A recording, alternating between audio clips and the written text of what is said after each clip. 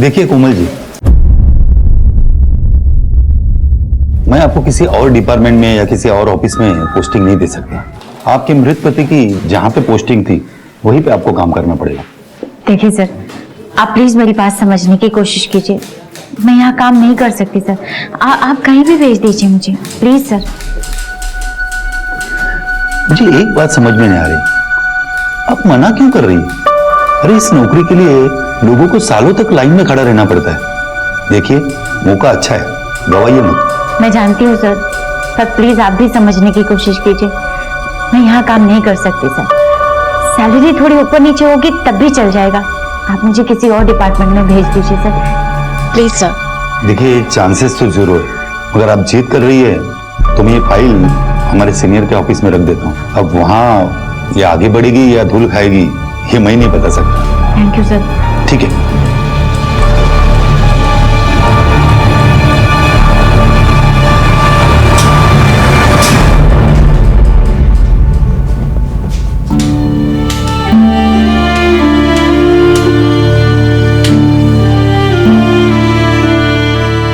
जिंदगी के उबड़ खाबड़ रास्तों पे चलते हुए अपनी मंजिल तक पहुंचने के लिए नजरों की नहीं, हौसलों की जरूरत होती है। मार्टिन लूथर ने कहा था कि उड़ नहीं सकते तो भागो, और अगर भाग नहीं सकते तो चलो, और अगर चल भी नहीं सकते तो रेंगो, लेकिन सही रास्ते से होते हुए अपनी मंजिल तक जरूर पहुंचो। हम लोग केवल शारीरिक रूप से विकलांग हैं, दिमाग से नहीं। और आपको पता है 2016 में ओलंपिक्स में हिंदुस्तान ने 2 मेडल्स जीते, लेकिन उसी साल के पैरालंपिक में हमने 4 मेडल जीते। भगवान ने आम लोगों को 2 आंखें दी हैं, लेकिन हमें उनसे 4 गुना ज्यादा मजबूत हौसला दिया है। बात यहाँ पर नजर की नहीं है, नजरिए की है। कोमल अपनी जिम्मेदारी हम जैसा अच्छी तरीके से निभाती है दुनिया सर। बिल्कुल वैसी नजर आएगी। हर दुनिया को अरे देखने के लिए जगन! केवल आंखों की जी साहब। जरूरत नहीं। सबके लिए जो गिफ्ट्स लाए हैं वो जरा दे दो सबको। जी कोमल दीदी, जगन दीदी अमित सर गिफ्ट लेके आए हैं कुछ। तो लाओ ना, सबको बांट देते हैं। लाओ लाओ। जी दीदी।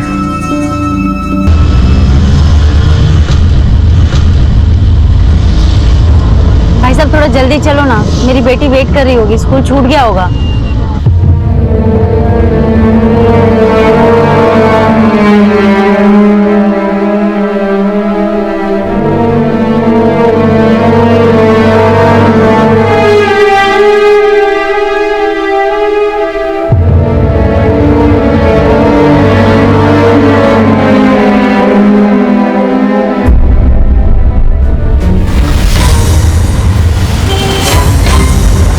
दादा स्कूल आ गया?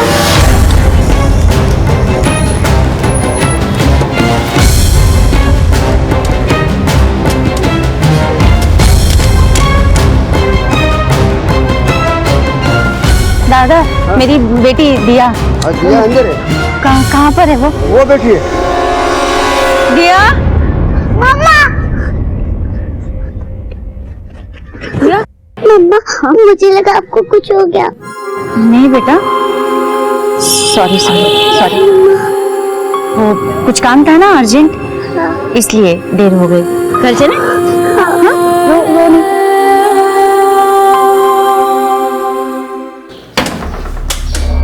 दिया जल्दी करो बेटा, हाथ मुंह धो लो, फिर खाना खा लेते हैं।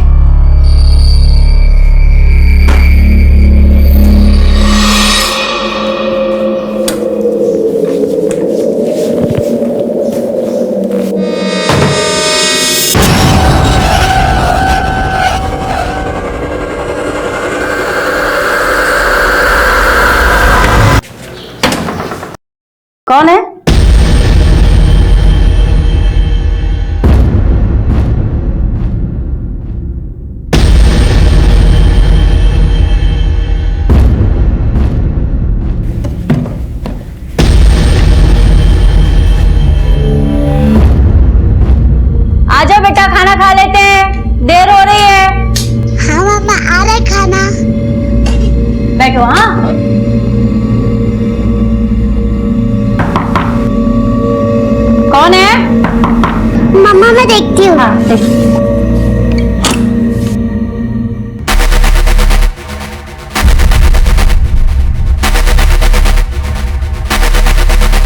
कौन है? दिया? दिया कौन है? सुना है तुम ऑफिस गई थी?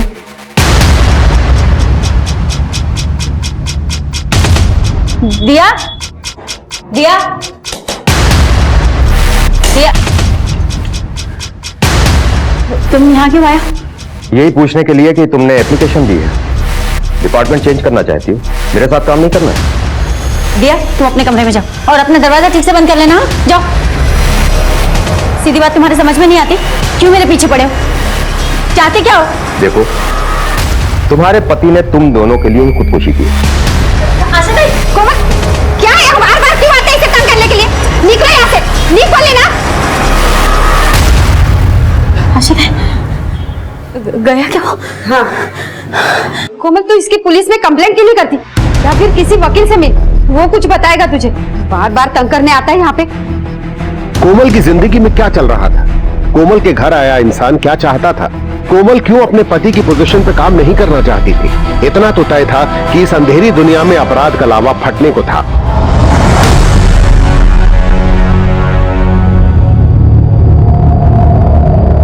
कौन है?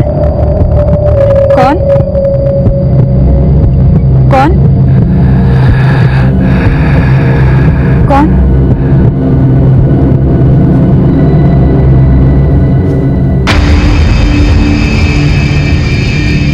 कौन? दिया, मैं जल्दी से काम खत्म करके आ जाऊंगी बेटा। मदन जी। कौन? मैं कोमल। हाँ। दिया। वाह वाह वाह, कैसी हो कोमल? ठीक हूँ मदन जी। मदन जी, एक रिक्वेस्ट थी आपसे। वो मुझे कुछ अर्जेंट काम है, बाहर जा रही हूँ, थोड़ी देर आप इसे अपने पास रख सकते हैं? तंग नहीं करेगी, समझा दिया मैंने। अरे तंग कैसा, हम लोग तो मजे करेंगे, है ना दिया बेटिया? दिया, मजे कम, होमवर्क पहले। हाँ, मैं आती हूँ। आओ आओ आओ।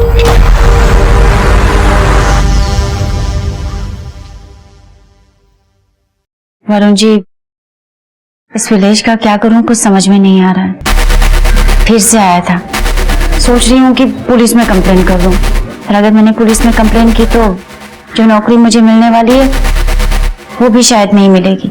मैं सोच रही हूँ कि किसी वकील से सलाह मशवरा करके देखूं किसका क्या करना चाहिए। कोमल, तुम उस जॉब ऑफर को छोड़ क्यों नहीं देती? उससे उस विलेज से भी छुटकारा हो जाएगा तुम्हारा। तुम यहाँ पे जब तक चाहो काम कर सकती हो। पर आप जानते हैं, मेरी बेटी है, मुझे उसके फ्यूचर की टेंशन है। क्या है ना वरुण जी, वो सरकारी नौकरी है, पैसे भी यहाँ से 3 गुना ज्यादा मिलेंगे। खैर कोई नहीं, 1 मिनट। मेरा एक लॉयर दोस्त है, अभिषेक गोगटे नाम है उसका, मैं उससे फोन पे बात करता हूँ, देखते वो क्या कहता है। हाँ।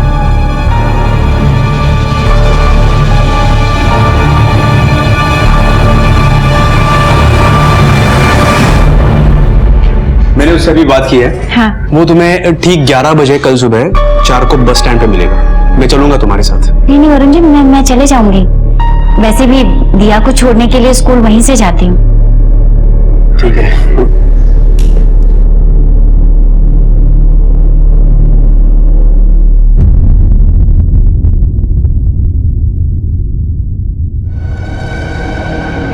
अच्छा मदन जी, आती मैं, थैंक यू।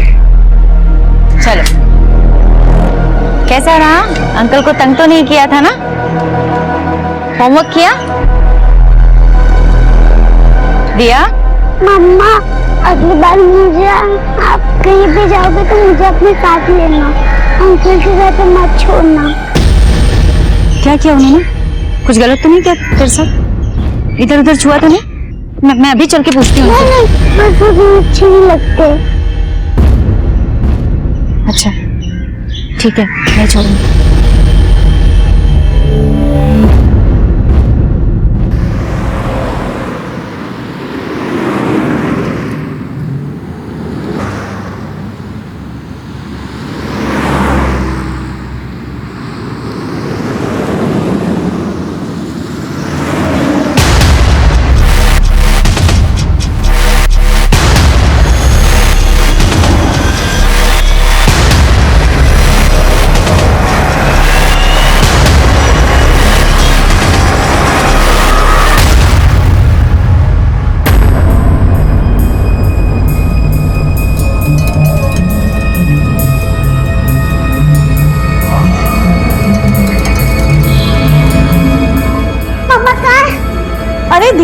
यहाँ कैसे आए? मम्मा कहाँ है? मम्मा ने मुझे बोला था कि 1:30 बजे लेने आएंगे, 4 बज गए। मैं स्कूल भी लेने मैं घर आई। अच्छा ठीक है, तुम एक काम करो, अंदर जाके कुछ खाओ, मैं मम्मा को कॉल करती हूँ। ठीक है, जाओ। The number you are trying to call is currently switched off.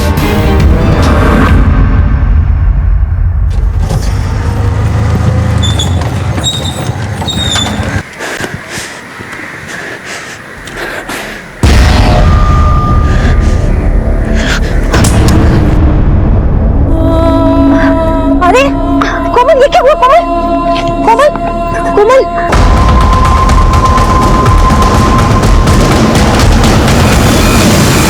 Sir, एक पेशेंट है कोमल, जिसके साथ रेप हुआ है और वो ब्लाइंड है। ब्लाइंड है? जन्म से तो नहीं, पर 15-16 साल की होगी तो किसी एक्सीडेंट में शायद आईसाइट चली गई। कहाँ है?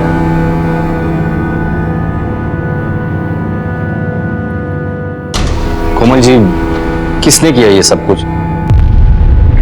क्या सर? कुछ नहीं सर, कुछ तो नहीं किया।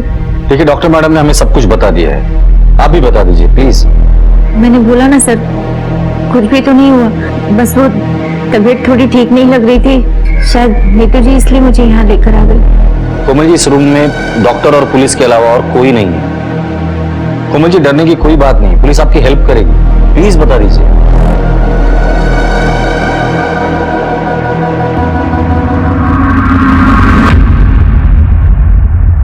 सर, आज सुबह मैं लॉयर से मिलने के लिए 4 को बस स्टॉप पर गई थी। वही लॉयर जिसके बारे में वरुण जी ने बताया था। वरुण जी मेरे एनजीओ के मैनेजर हैं। वहीं पर एक आदमी मेरे पास आया। कौन? मुझे वकील साहब ने भेजा है, चलिए मैं आपको उनके पास लेके जाता हूँ। अच्छा चलिए। वो मेरा हाथ पकड़कर मुझे अपने साथ ले जा रहा था। थोड़ी दूर चलने के बाद मुझे प्यास लगी है। मैंने पानी मांगा, वो मेरे लिए जूस लेकर आया।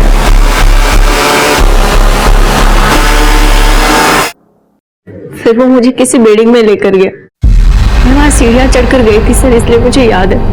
मुझे लगा शायद लॉयर के ऑफिस में लेकर जा रहा है। वहां ले जाने के बाद उसने मुझे वेट करने के लिए बोला। मैं बैठी तो मेरी समझ में आ गया सर कि वो सोफा नहीं, एक बेड है। मुझे खतरे का आभास हुआ सर।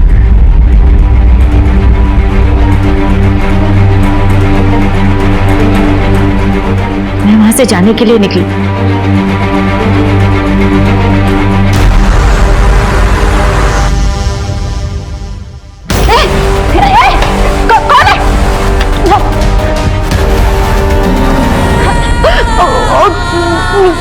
मेरा मुंह बंद कर दिया सर, और उसने जबरदस्ती की सर।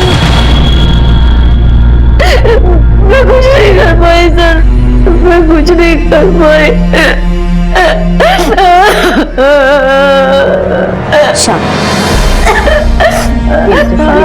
पानी पी।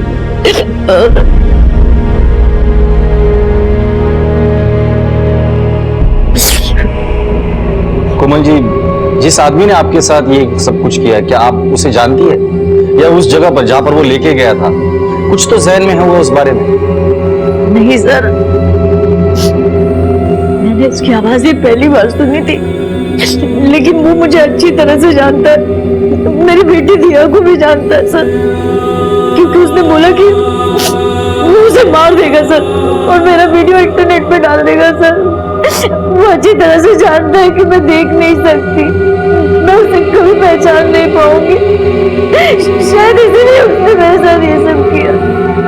वो मेरी बेटी को मार देगा सर, मेरी बेटी को मार देगा। कोमल जी, डरिए मत, आपकी बेटी की सुरक्षा की जिम्मेदारी अब हमारी है, और आपके साथ जिसने भी ये सब कुछ किया है उसे तो हम गिरफ्तार करके ही रहेंगे।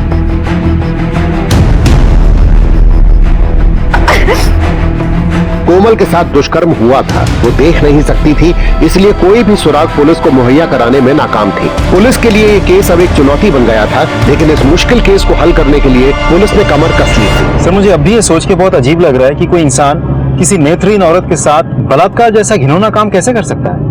मनीष, तो जिस किसी ने भी किया है वो कोमल को बहुत अच्छी तरह से जानता था। उसे पता था कि कोमल की एक बेटी है और अपनी बेटी के साथ अकेली रहती है। लेकिन सर अगर कोमल को यही नहीं पता कि उसके साथ ये सारा कांड किसने किया है तो मुजिम तक पहुंचेंगे कैसे। कोमल को ना ये पता है कि उसका रेपिस्ट कौन है, वो देख नहीं सकती, वो पहचान नहीं पाएगी, और ना ही उसको ये पता है कि चारकोप में एग्जैक्टली कौन से एरिया में उसके साथ ये सब कुछ हुआ है। चारकोप बस स्टॉप के आसपास का जितना भी सीसीटीवी फुटेज मिलता है वो निकाल लो, और कोमल के कॉल रिकॉर्ड्स निकालो, उसकी मोबाइल की आखिरी लोकेशन क्या थी ये भी पता करो। कोमल जिस एरिया में रहती है वहां जाके लोगों से पूछताछ करो, वो किस किस से मिलती थी, उसका रूटीन क्या था, उससे मिलने कौन कौन आता था, और वो एनजीओ का मैनेजर वरुण, उसे पुलिस स्टेशन बुला दो। सब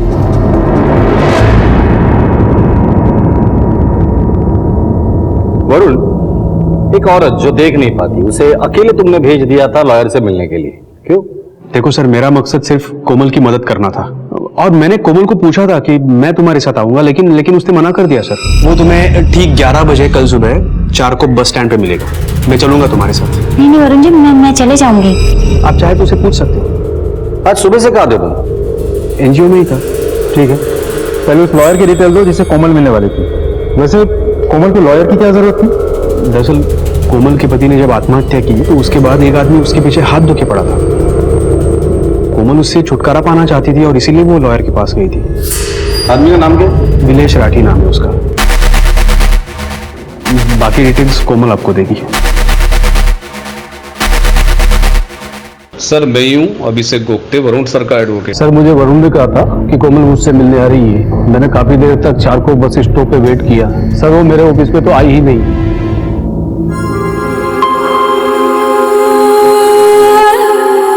मम्मा, मम्मा आप ठीक हो ना? आप स्कूल नहीं आए थे तो मैं बहुत डर गई थी। बेटा वो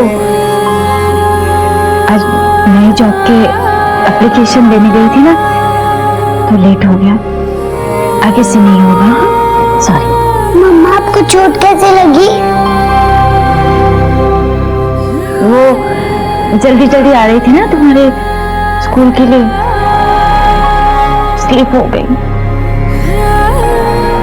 कोमल, कोमल मैंने खाना बना दिया है, खाना खा लेना। हाँ दिया, दरवाजा बंद कर लेना।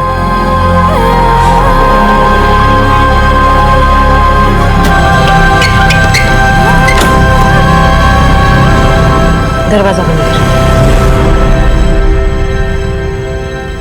उसका नाम विलेश राठी है सर।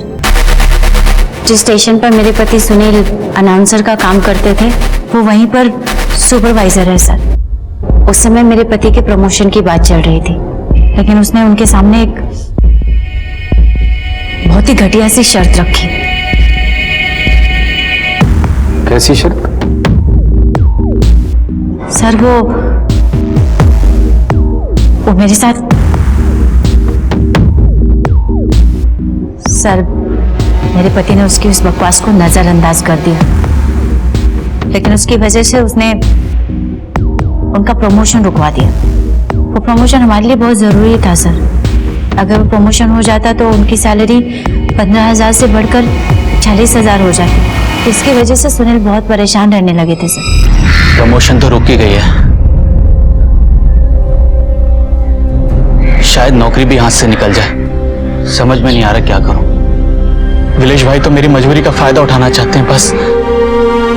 विलेश ने सुनील को इतना परेशान किया सर कि एक दिन सुनील ने अपनी जान ले ली।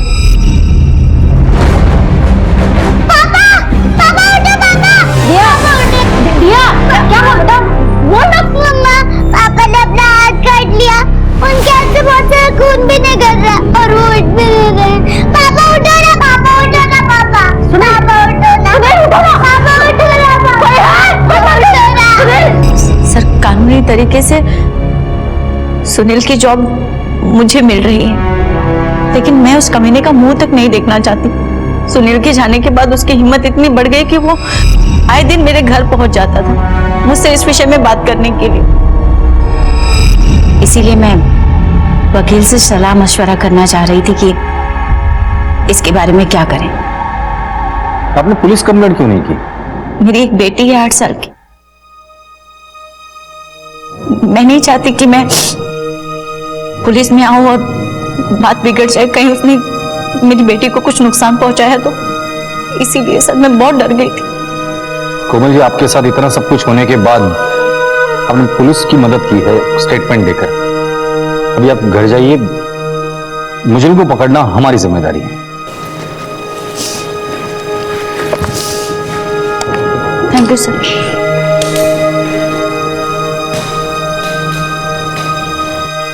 सर, तो कोमल को पाने के लिए विलेश इतना पागल हो गया था कि इसका रेप ही कर दिया। तो सुपरवाइजर साहब, 12 अगस्त को सुबह 11 बजे से लेकर शाम 4 बजे तक आप कहाँ थे? मैं अपने ऑफिस में था सर। मॉर्निंग में ऑफिस आया और रात में करीब 9 बजे वापस घर गया। आप चाहे तो मेरे ऑफिस में पता कर सकते हैं। पता किया हमें कुछ और भी पता चला है। सुना है आपको कोमल में कुछ ज्यादा दिलचस्पी थी। ये सब बेबुनियाद बातें हैं सर। मैं जानता हूं कि आप ऐसा क्यों कह रहे हैं। हाँ, मैं उसके घर जाता जरूर था, लेकिन बस उसका हालचाल पूछ रहे हैं। सुनील हमारा बहुत अच्छा एम्प्लॉय था। उसके जाने के बाद मैं उसके परिवार को लेकर चिंतित था और इन दिनों मैं उसको समझाने के लिए जाता था कि वो मेरे पास जॉब ज्वाइन कर ले। माना कि इस शहर में आपसे बड़ा कोई शरीफ आदमी है ही नहीं, पर इस बात पर जब तक हम ऑफिशियल थप्पड़ नहीं मारेंगे ना, शहर छोड़कर बाहर नहीं जाना। ठीक है, जाओ।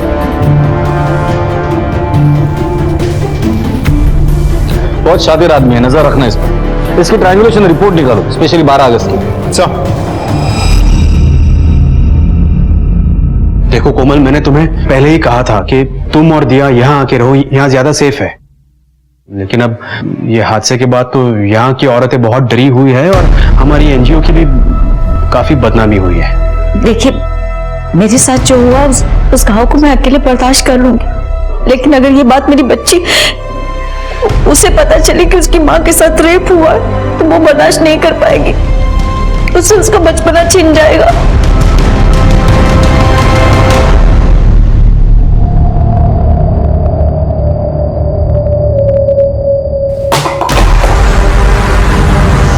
कौन है? कौन है? कौन है? बताओ।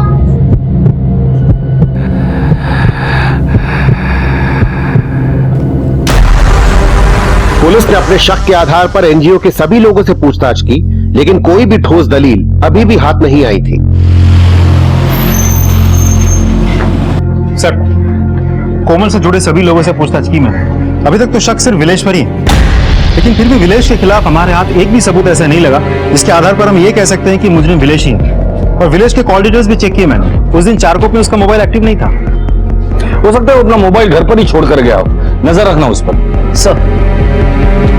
सर, मैंने 12 अगस्त की चारकोप की सारी सीसीटीवी फुटेज चेक की, जिसमें मुझे एक बात खास मिली।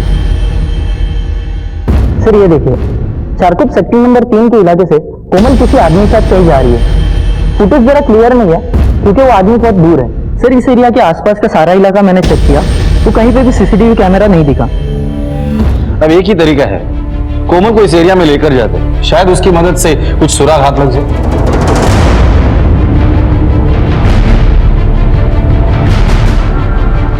कोमल जी,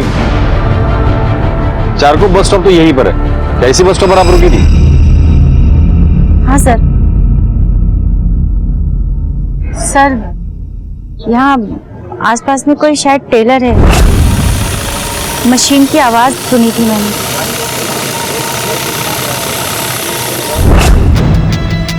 जी है यहाँ टेलर। फिर सर मैं ऐसे खड़ी थी, वो शायद यहाँ से आया था। आपने मुझे ऐसे किया और फिर बोला कि वकील के पास लेके चलता हूँ, और फिर हम सीधे चले गए थे दाहिनी तरफ। सर, अभी आगे दो तीन कदम की दूरी पर कुछ है जहाँ से नीचे उतरना है। यहाँ से कहाँ गई थी आप?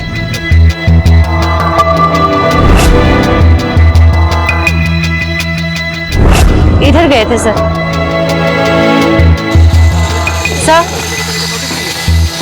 सर ये आवाज मैंने उस दिन भी सुनी थी। जी यहाँ काम चल रहा है। सर हम सही जा रहे हैं, हम सीधे गए थे और इसके बाद एक स्पीड ब्रेकर भी पड़ेगा सर। सर इसके बाद हम राइट में टर्न ले लिया था सर। सर यहाँ आसपास में शायद कोई मंदिर है। सर मंदिर, शायद इसी मंदिर की बात कर रही थी। जी जब आप वहां से यहाँ आई थी तो मंदिर आपके राइट साइड था या लेफ्ट साइड था?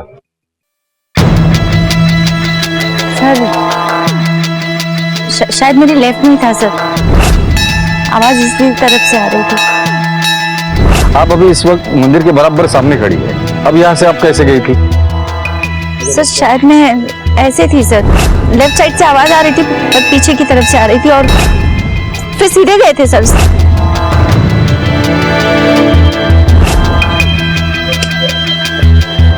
सर यहाँ से रास्ता किस तरफ जाता है? लेफ्ट की तरफ। हाँ हम लेफ्ट की तरफ ही गए थे सर। थोड़ी दूर जाने के बाद पता नहीं किसी बहुत ज्यादा भीड़ भाड़ वाली जगह पे चले गए सर। चारों तरफ से आवाज आ रही थी, गाड़ियों का साउंड था सर। इस एरिया में अगर कोई सीसीटीवी मिलता है तो चेक कर, अगर सीसीटीवी है तो उसका फुटेज। 50 कदम की दूरी पर मुझे प्यास लगी थी, वो मेरे लिए जूस लेकर आया था सर।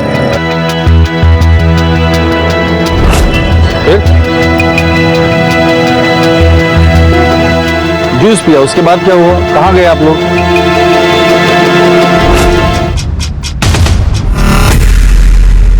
मुझे कुछ याद नहीं है सर, मुझे कुछ याद नहीं आ रहा सर।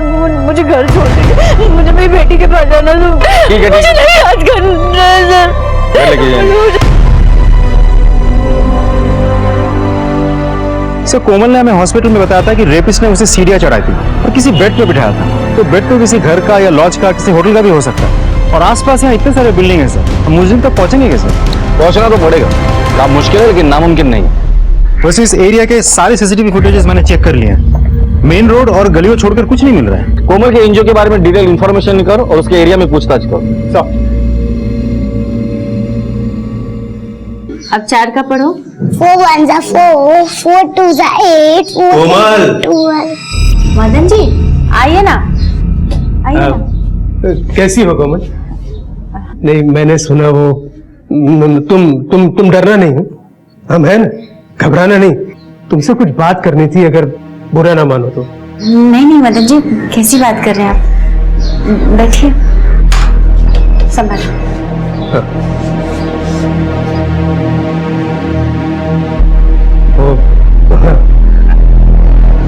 6 महीनों में कितना कुछ बदल गया ना। कोई और होता तो टूट जाता। और कोमल तुम्हें बहुत शक्ति है, पर हर शक्ति की एक सीमा होती है और तुम पर तो दिया की जिम्मेदारी भी है। आज लोग नेत्रहीन कह रहे हैं, कल चरित्र। तुम समझ रही हो ना मैं क्या कह रहा हूं? मेरा एक मशवरा है, तुम ये शहर छोड़कर चली जाओ। ये पुलिस के पछड़ों से बच जाओ। हम है ना मदद करने के लिए। नागपुर में हमारी पहचान के लोग हैं, वो तुम्हारी मदद कर देंगे। मदन जी,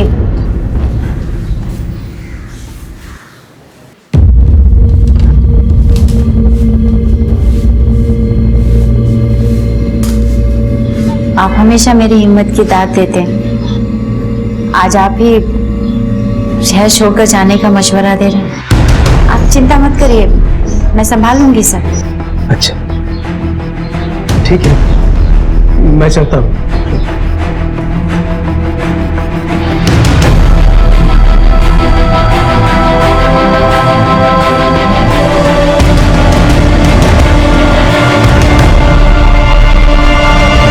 अब अब आप मेरे पे शक कर रहे हो? मेरा और कोमल का दर्द एक ही है, और मैं सिर्फ उसका दर्द बांटना चाहता था कलाकारों से। और कलाकार का दिल है ना, मोम का होता है। और उसी मोमबत्ती से तुमने कोमल की जिंदगी में आग लगा दी, क्यों? सब मैंने ऐसा कुछ भी नहीं किया। 12 अगस्त को तो मैं कोमल से मिला भी नहीं। अच्छा, एक बात बताओ, तुम्हारी कमाई का जरिया है सिर्फ म्यूजिक, और मुंबई जैसे शहर में सिर्फ संगीत के जरिए इतना बड़ा घर, इतने पैसे, मानना पड़ेगा। ओ साहब, ये मेरा पुश्तैनी घर है, बाप दादा के टाइम से। सब अभी 2 साल पहले मेरी आई का देहांत हुआ है। ठीक है, क्या हुआ है क्या नहीं हुआ है वो तो हमें पता चल ही जाएगा, और जब तक इन्वेस्टिगेशन पूरी नहीं हो जाती या पुश्तैनी घर छोड़ के जाना मत। और हाँ, अगर हमें पता चला ना इस कांड के पीछे तुम्हारा हाथ है, तो तुम्हारी जो म्यूजिक और संगीत की महफिल है ना, ये उम्र भर के लिए जेल में सजेगी, इतना याद रखना।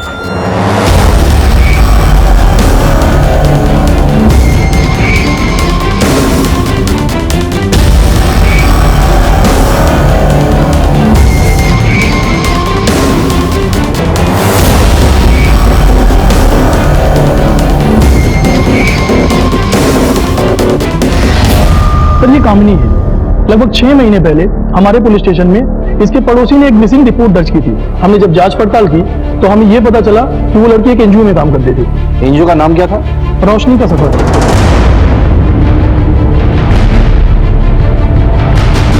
सर ये तो वही एनजीओ है जहाँ कोमल काम करती है। सर हम लोगों ने जब आगे छानबीन की तो हमें पता चला कि ये लड़की अपने गाँव गई थी, लेकिन गाँव से हमें ये रिपोर्ट मिली कि वो तो अपने गाँव पहुंची ही नहीं। उसके फादर का सर अक्सर फोन आया करता है, अपनी बेटी के बारे में पूछताछ करते हैं। सर ये तो एक मेजर लीड हाथ लगी है। Thank you. कामिनी लापता और कोमल के साथ बलात्कार हुआ, और ये दोनों एक ही एनजीओ में काम करते हैं। एक महज इत्तेफाक नहीं हो सकता। इस एनजीओ में कुछ तो गड़बड़ हो रही है।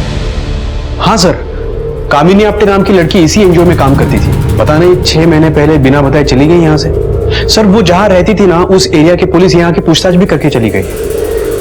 मैं तो खुद हैरान हूँ सर। हैरान तो हम लोग भी है। एक ही एनजीओ की 2 लड़कियों के साथ ये सब कुछ हो रहा है, क्या छुपा रहे हैं हमसे? सर हमारा एनजीओ एक खुली किताब है सर। सर जरूर कोई हमें बदनाम करने की कोशिश कर रहा है, और इसीलिए ये सब हो रहा है। कौन कर रहा है बदनाम आपको? सर ये मैं कैसे बता सकता हूँ कौन बदनाम कर रहा है। आई होप आप सच बोल रहे हैं, लेकिन अगर इन्वेस्टिगेशन में पता चला कि आपने हमसे झूठ कहा था तो बहुत भारी पड़ेगा आपको।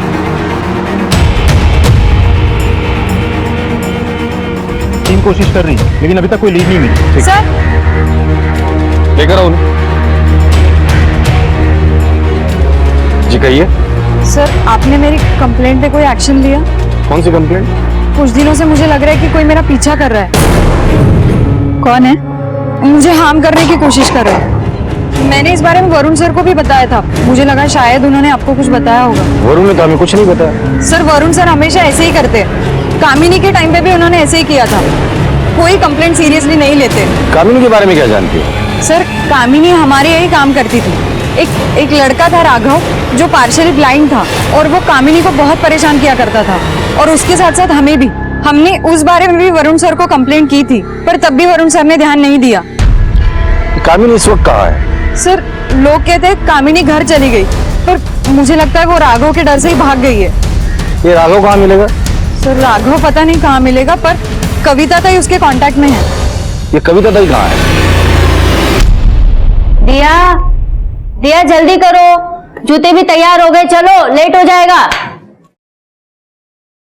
बैठो। स्कूल के कपड़े क्यों नहीं पहने? मम्मा मुझे स्कूल नहीं जाना है। क्यों नहीं जाना स्कूल? मैं जिससे भी प्यार करती हूँ और जो भी मेरे आसपास होता है उनके साथ पूरा होता है। नहीं बेटा, पहले पापा मर गए, फिर आपके साथ, फिर मदन अंकल। क्या किया मदन जी ने? उन्होंने कहा पापा स्ट्रांग नहीं थे, पापा वीक थे, और मेरे फ्रेंड कहते हैं कि पनौती हूँ। नहीं बेटा, ऐसा नहीं बोलते। हाँ? किसने कहा कि तू पनौती है? तू तो मेरी हिम्मत है, मेरी ताकत है।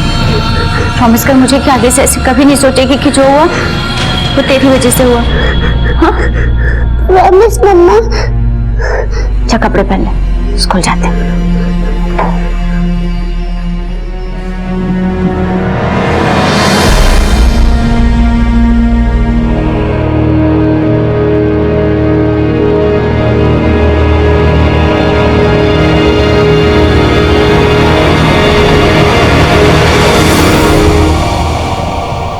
ओम, रमेश, अक्षय, वरुण, अमित, मदन, इनमें से ओम, रमेश और अक्षय एनजीओ में ही रहते हैं। कोमल इन तीनों को ट्रेन करती है। मैंने तीनों का बैकग्राउंड चेक किया, no criminal history found, no past record found, all clean. फिर नंबर आता है एनजीओ के मैनेजर वरुण और ओनर अमित के। अमित पैदाइशी नेत्रहीन है, बहुत अच्छे घर से बिलोंग करता है, पैसों की कोई कमी नहीं है। फिर नंबर आता है छठा और आखिरी सस्पेक्ट का, मदन। ये वरुण और अमित के बारे में एनजीओ के लोग क्या कहते हैं? एनजीओ में कोई प्रॉब्लम नहीं है, हर कोई हर किसी के साथ खुश है। उन लोगों ने यह भी कहा कि ये वरुण और अमित एनजीओ अच्छे से चले, इसके लिए कोई कसर नहीं छोड़ता। इसका मतलब ये सस्पेक्ट जो भी है वो एनजीओ से नहीं, कोई बाहर का है।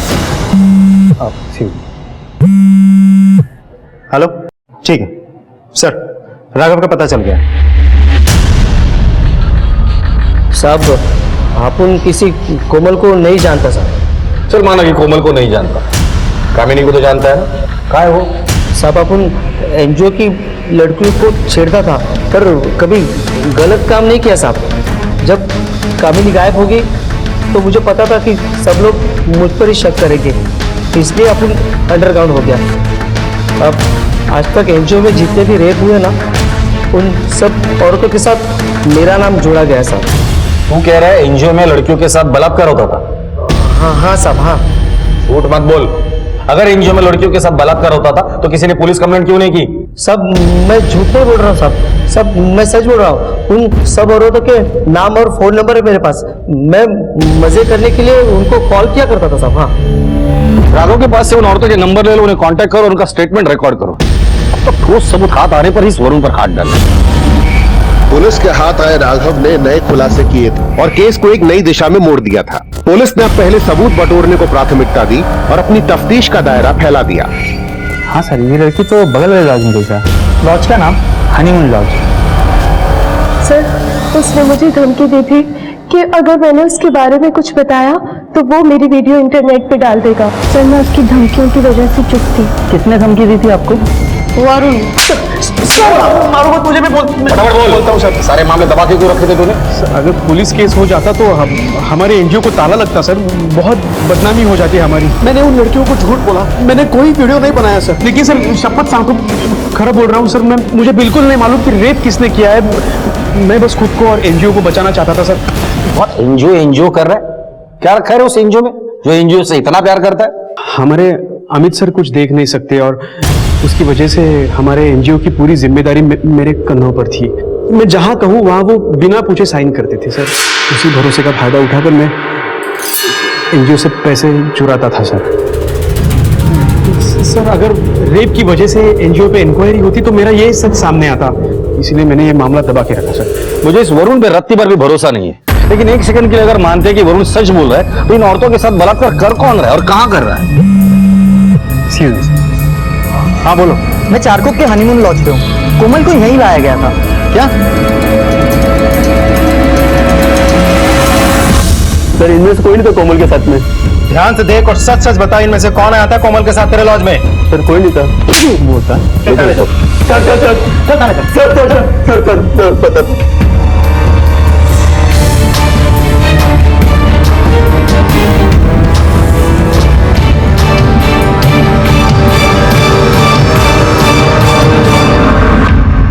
सर मैं बहुत ही अच्छे फैमिली से हूं। ये एनजीओ मेरे पिताजी ने मेरे लिए खोल के दिया था, मगर क्या फायदा सर, हर काम के लिए, हर एक चीज के लिए मुझे किसी ना किसी पर डिपेंडेंट रहना पड़ता था। कोई भी लड़की मुझसे शादी नहीं करना चाहती थी सर, इसलिए मैंने एनजीओ की एक औरत पर हाथ डाला। मेरे पास पैसे तो बहुत थे, अगर मैं चाहता तो इन्हें खरीद सकता था, लेकिन मैं इन सबको दिखाना चाहता था कि मैं किसी और से कम नहीं हूं। ऊपर वाले ने मुझे आंखें तो नहीं दी, लेकिन हर एक चीज को बारीकी से सुनने की और अंदाजा लगाने की शक्ति दी। जिसे मैं ऊपर वाले का अभिशाप समझता था वो मेरे लिए एक वरदान बन गया। मुझ जैसे नेत्रहीन इंसान पर किसी ने भी शक नहीं किया। कई औरतों ने तो पुलिस कंप्लेंट भी नहीं की। कामिनी के साथ क्या किया था? वो कहाँ गायब हो गई? उसने मुझे मेरी आवाज से पहचान लिया था सर। अकेले तो तू मर्डर कर नहीं सकता और ना ही लाश को अकेले ठिकाने लगा सकता है। सर उसको मारा तो मैंने खुद था, लेकिन उसकी लाश को ठिकाने लगाने के लिए पैसों ने मेरी मदद की। मेरे ड्राइवर जगन को मैंने 25,000 रुपए दिए। उसने एक भी सवाल पूछे बिना मेरे सारे काम कर दिए। कोमल को तूने अपना शिकार कैसे बना लिया? सर जगन ने वरुण और कोमल की बातें सुन ली थी। वो तुम्हें कल 11 बजे चारकोप बस स्टॉप मिलने वाला है। मैं चलूंगा तुम्हारे साथ। नहीं, उसकी कोई जरूरत नहीं, मैं चले जाऊंगी। वैसे भी दिया को स्कूल छोड़ने के लिए उसी रास्ते से जाती हूँ। बाकी सारी औरतें तो जगन तेरे पास लेकर आता था, लेकिन कोमल के केस में जगन नहीं गया था, तू उसे मिलने गया था। क्यों? कोमल और जगन अक्सर एक दूसरे से बातें किया करते थे। वो उसे छूकर बता सकती थी कि वो जगन है, लेकिन वैसा इंटरेक्शन मेरा और कोमल का कभी नहीं हुआ। एनजीओ में कुछ भी करना मेरे लिए रिस्की साबित हो सकता था, लेकिन मैं एक सही मौके की तलाश में था। मेरे ड्राइवर जगन ने मुझे बता दिया था कि वो चारकोप जा रही है, और जैसे ही वो चारकोप पहुंची मेरे ड्राइवर ने मुझे इन्फॉर्म कर दिया और बाद में मुझे अच्छे से गाइड भी किया। बस सर, सीधा आपके सामने 10 कदम आगे। कौन? मुझे वकील साहब ने भेजा है।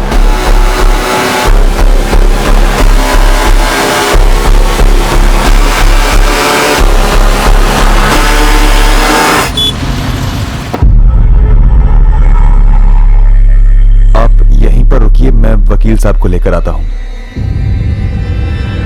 अगर तुमने इस बारे में किसी को कुछ भी बताया तो मैं तुम्हारी बेटी दिया को भी जान से मार दूंगा। लेकिन नीतू ने सारा खेल बिगाड़ दिया। उसने उसे हॉस्पिटल में एडमिट किया, जिसके बाद आप लोग इस केस में इन्वॉल्व हो गए। I was about to commit another perfect crime, sir. कुछ दिनों से मुझे लग रहा है कि कोई मेरा पीछा कर रहा है। इस दुनिया में आज तक ना ही परफेक्ट क्राइम हुआ है और ना ही होगा। आज तक तुमने सिर्फ अंधेरा देखा था, लेकिन आज के बाद तुम्हारे जीवन में सिर्फ और सिर्फ अंधेरा ही रहेगा, इसकी गारंटी मैं देता हूं तुम्हें। उस ड्राइवर जगन को भी उठाकर लेकर आना, जिसने इसके जुर्म में इसका साथ दिया। कोमल जहां जीवन में सैकड़ों संघर्ष होने के बावजूद हालात से लड़ रही थी, अपने साथ दुष्कर्म होने के बाद भी जिंदगी को समेटे हुए थी, अपनी सकारात्मक सोच की डोर को थामे हुए थी।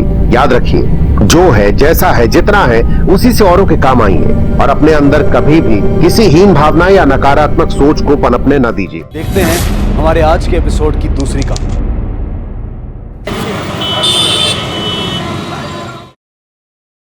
सुनते हो? क्या हुआ? अरे हाँ, परिधि को बोलना कि जब वो ऑफिस से आ रही होगी ना तो बैंक से कुछ पैसा निकालते हुए आए। अरे ये सब छोड़ो, पहले मेरी बात सुनो। इससे पहले कि कुछ ऊंच नीच हो जाए, परिधि के लिए कोई अच्छा सा लड़का ढूंढकर उसकी शादी करवा दो। शादी कर दूं? परिधि चली जाएगी तो ये घर कैसे चलेगा? हाँ, तो आप नौकरी कर लेना ना। मैं? अब इस उम्र में कौन नौकरी देगा मुझको? करूंगा क्या? अरे कहीं जाकर के क्या चौकीदारी करना शुरू कर दूं? ना शाम को ही नौकरी कर लेगा। शाम को अगर कुछ करना होता ना कब तक कर चुका होता। 50,000 आते हैं तुम्हारे घर में तुम्हारी बेटी के। बात करती है, अगर शाम और मैं हम दोनों ही अपनी एड़ियां घिसेंगे तो इतना पैसा कभी नहीं कमा सकते हैं। तो क्या सारी उम्र कंवारी लड़की को घर बिठा के रखेंगे? सुनो, सुबह सुबह दिमाग खाना बंद करो। सब्जी जाओ, जाके नाश्ता लेके आओ, और खबरदार अगली बार से अगर कभी ये ऊट पटांग बात की तो।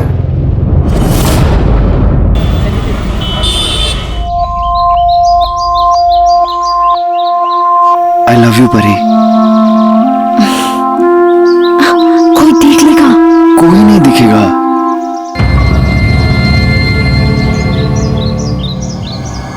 शाम ने फिर मारा तुम्हें? नहीं, वो बस नहाने का पानी थोड़ा ज्यादा गर्म हो गया था तो थोड़ा सा जल गया। अब अपने घर वालों के लिए मुझसे झूठ भी बोलने लगी हो? परी तुम कुछ भी कर लोगी उनके लिए, तब भी उन्हें कोई परवाह नहीं है। परी एक काम करते हैं, चलते हैं यहाँ से, कहीं दूर जाके निकाह कर लेंगे। और फिर मेरा भाई तेरे ही सामने मुझे जान से मार देगा। हाथ तो लगा कर देखे मेरी बीवी को, चीर कर रख दूंगा। बीवी? शादी हुई नहीं और अभी से इतनी पॉसेसिव? वैसे स्वीट है तू। मैं निकलती हूँ, देर हो रही है, ऑफिस जाना है ना। अभी तो आई हो, थोड़ी देर तो रुको। कोई देख ले कहाँ? कोई नहीं देखेगा, मैं बाइक से छोड़ दूंगा। बाद में मिलते हैं, अभी बहुत देर हो रही है, मुझे जाना है, प्लीज। इतने दिन बाद तो मिले हैं परी। बाद में मिलती हूँ। हाँ, अरे मैं छोड़ देता हूँ ना बाइक से। मुझे लेट हो रहा है। परी तुम बहुत जिद्दी हो।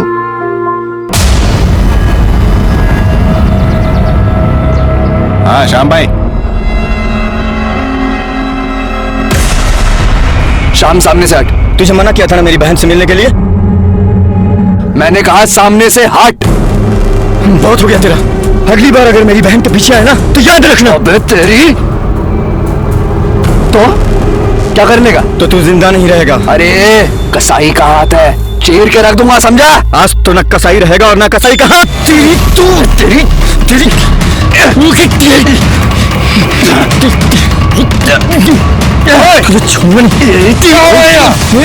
रोड तुम्हारे बाप का है। चलो यहाँ से, पता नहीं कहाँ से चले आते हैं। चलो याद रखना। चलो उधर जाऊंगा।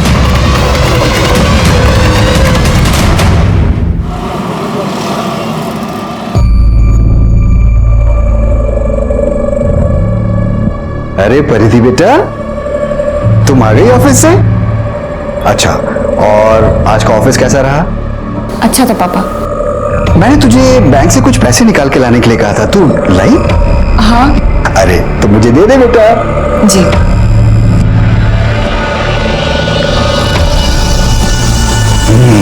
Very good. ये क्या भर रही है बेटा? ये किस चीज का फॉर्म है?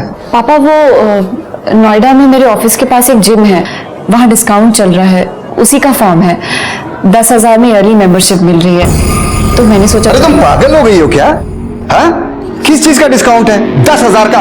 ये क्या जिम विम का चक्कर है? हाँ, ये सिर्फ ढकोसले हैं, सिर्फ चोंचले हैं ये। देख, वैसे भी यहाँ पे घर चलाना मुश्किल हो रखा है, घर के खर्चे पूरे नहीं होते, और तेरे को पता नहीं 10,000 का जिम भरना है? कोई जिम विम नहीं भरना, समझी? पापा लेकिन मैं हेल्थ का ख्याल रखना चाहती हूँ, उसके लिए ज्वाइन कर रही हूँ। अरे तो यहाँ घर पे कसरत करना, आजकल वो कितना चल रहा है, योगा पोगा, योगा कर। और ये ना फिजूल के ढकोसले में अपने पैसे बर्बाद करने की कोई जरूरत नहीं है। संभालो अपनी बेटी को।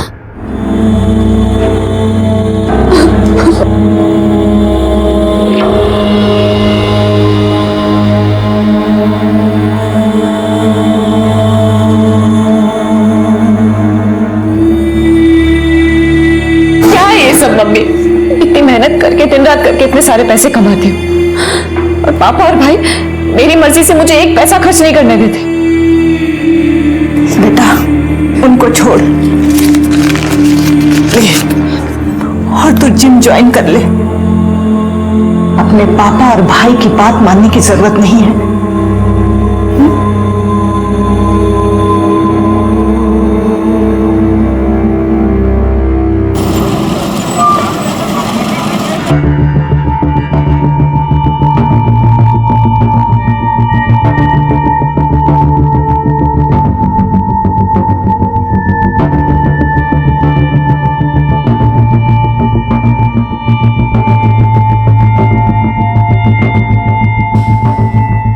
आराम से 3, 4। एक मिनट। हाँ, yes ma'am. Hi, I am Prashant Malik, head trainer. आप जिम ज्वाइन करने आई हैं? हाँ। आइए आपको जिम दिखाता हूँ। जी। ये मैम हमारा वेट ट्रेनिंग सेक्शन है, टमी वेस्ट सब यहाँ पर होते हैं। आइए प्लीज।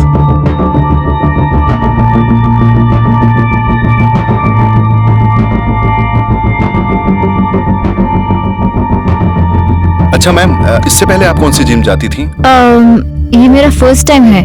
अच्छा, फर्स्ट टाइम है, no problem. I am sure it's your best decision, because यहाँ के इक्विपमेंट्स काफी एडवांस है, और जिम करने से आपका स्टेमिना भी इंक्रीज होगा और आप फिट भी रहेंगी। जी। तो आप फॉर्मेलिटीज फिल कर लीजिए, हम कल से आपकी ट्रेनिंग शुरू करते हैं। जी sure. Okay sure, please. Ma'am, वो आपके पास स्पोर्ट्स ब्रा तो होगी ना? Sports bra? नहीं, एक्चुअली वी रिकमेंड दैट कि ट्रेनिंग के टाइम पे आप स्पोर्ट्स ब्रा ही पहने। I hope you know that. ठीक है। Sure, please proceed. Thank you.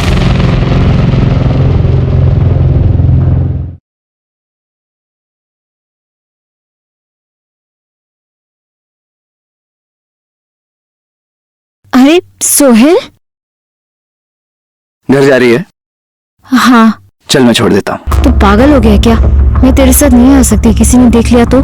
कोई नहीं देखेगा, घर से पहले उतर जाना, घर तक नहीं छोड़ूंगा, ठीक है? तो अरे चल बैठ ना, चल बैठ ना। चल।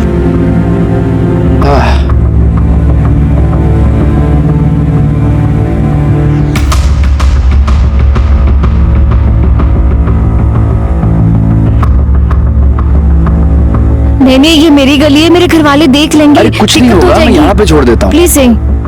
अरे यहाँ उतार रहा हूँ, चिंता मत कर। मेरा घर आने वाला है, यहीं पे छोड़ दो। अच्छा उतार रहा हूँ। ये कोई देख लेगा ना, दिक्कत हो जाएगी। बस बस बस बस इधर ही।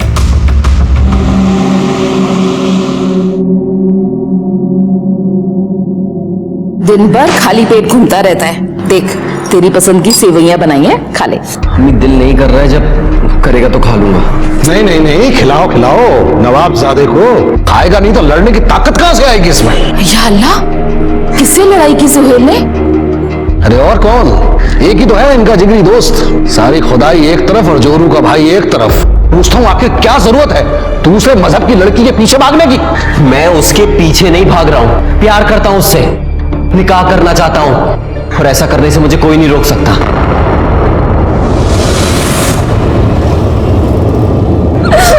बेटा, तू उस लड़के को भूल क्यों नहीं जाती? तुझे तो पता है ना, तेरे भाई शाम को वो तेरा सोहेल बिल्कुल पसंद नहीं है। लेकिन मैं तो उससे प्यार करती हूँ ना माँ। लेकिन वो हमारे धर्म का नहीं है बेटा। हमारे धर्म का नहीं है तो क्या वो इंसान नहीं है? तुझे तो पता है ना, तेरा भाई गर्म दिमाग का है, अपने गुस्से पे काबू नहीं रख पाता है। तो क्या ऐसे ही जानवरों की तरह पिटती रहो उससे?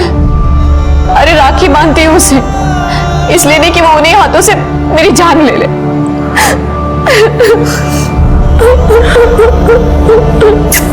चुप हो जा मेरे बच्चे।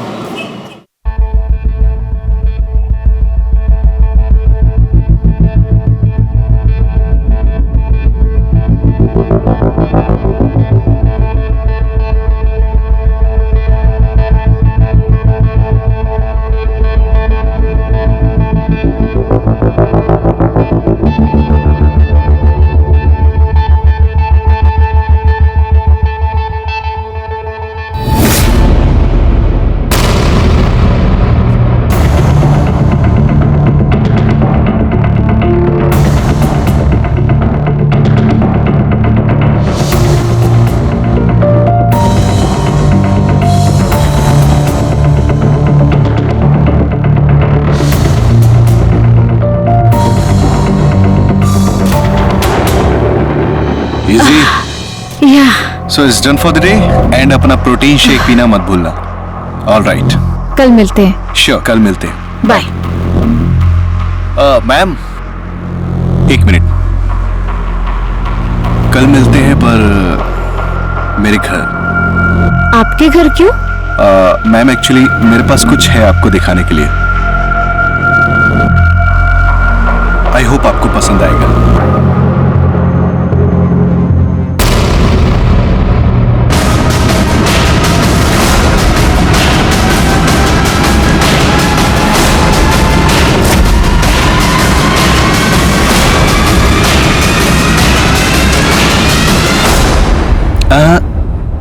कैसी लगी? मस्त लगी ना? इतनी आसानी से नहीं छोड़ूंगा। क्या किया तुमने? बस एक बार ऐश करा दे, फिर ये क्लिप ना तेरे सामने ही डिलीट कर दूंगा। वैसे बाय गॉड क्या मस्त फिगर है तेरा यार। तो सुन, कल टाइम से घर पहुंच जाइयो। अगर नहीं आई ना तो गोली की स्पीड से वायरल करूंगा इस वीडियो को। बाकी तो देखती जाओ। तो सब के सब तेरी वीडियो ना ऊपर से नीचे तक देखेंगे। हाँ तो ठीक है मैम, कल मिलते हैं। बाय।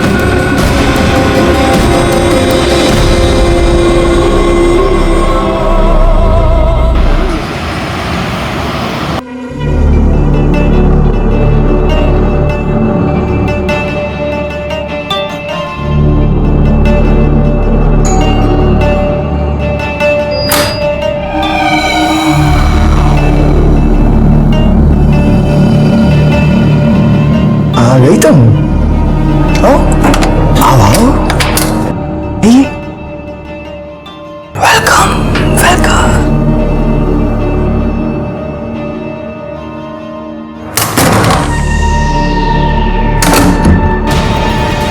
परिधि की जिंदगी में पहले से ही बहुत परेशानियां थी। ऐसे में प्रशांत एक नई मुसीबत बनकर उसकी जिंदगी में आ गया था। परिधि ने सोचा कि वो एक बार प्रशांत की बात मानकर ये सब कुछ खत्म कर देगी, लेकिन क्या ये इतना आसान था?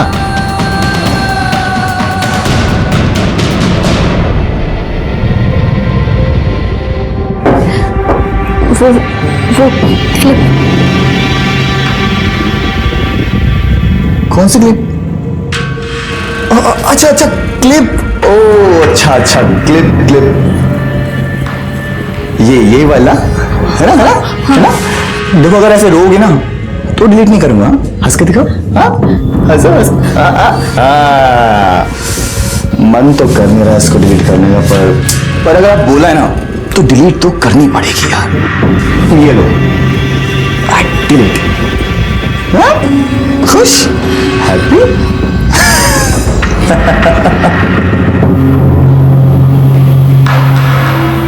पर ये काम करते हैं, चलते हैं यहाँ से, चलते हैं यहाँ से, कहीं दूर जाके निकाह कर लेंगे, I love you buddy, हाथ तो लगा कर देखिए मेरी बीवी को, चीर के रख दूंगा, बीवी शादी हुई नहीं है और अभी से इतने पोजेसिव।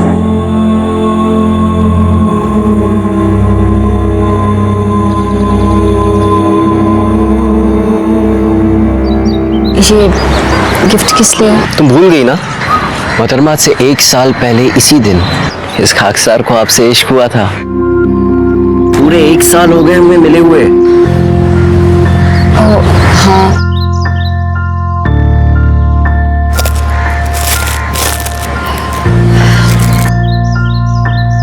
क्या हुआ परी, ऑफिस में कुछ हुआ क्या? कुछ नहीं, वो बस घर में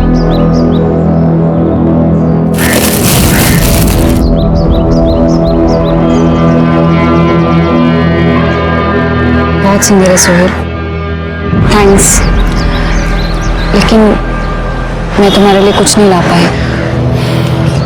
तुम हो ना मेरे पास, मुझे कुछ नहीं चाहिए।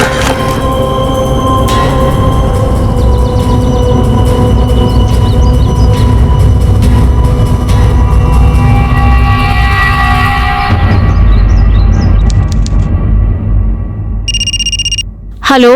हाय, तेरी आवाज सुनते ही ना शरीर में आग लग जाती है। कहाँ तू? आजकल जिम नहीं आ रही? मैं अब से जिम नहीं आऊंगी। क्यों नहीं आएगी? ओ मैडम जी, रिफंड सिफंड नहीं मिलेगा, समझ गई ना? That's okay, मुझे कोई रिफंड नहीं चाहिए। हाय तेरे तेवर ना।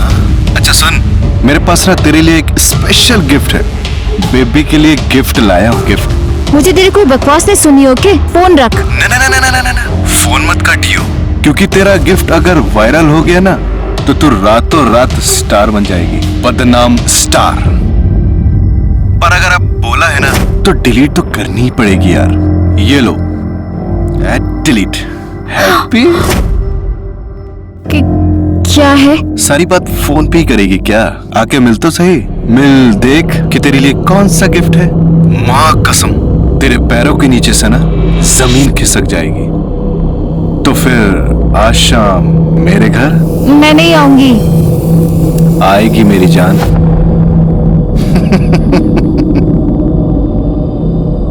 हेलो सुन,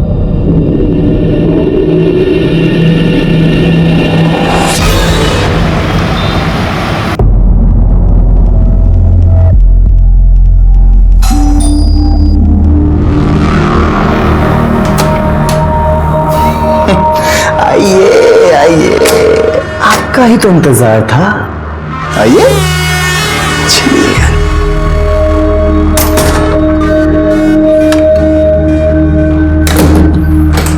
क्या लेंगे आप?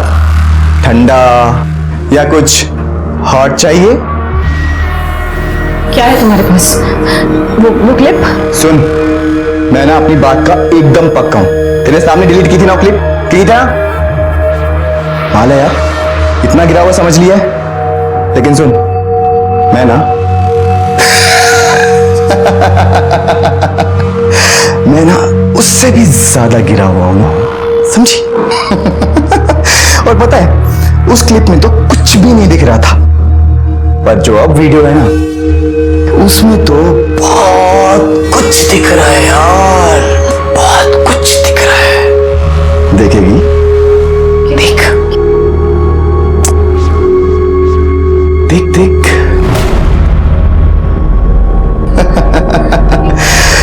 परिधि और प्रशांत का MMS नहीं हो।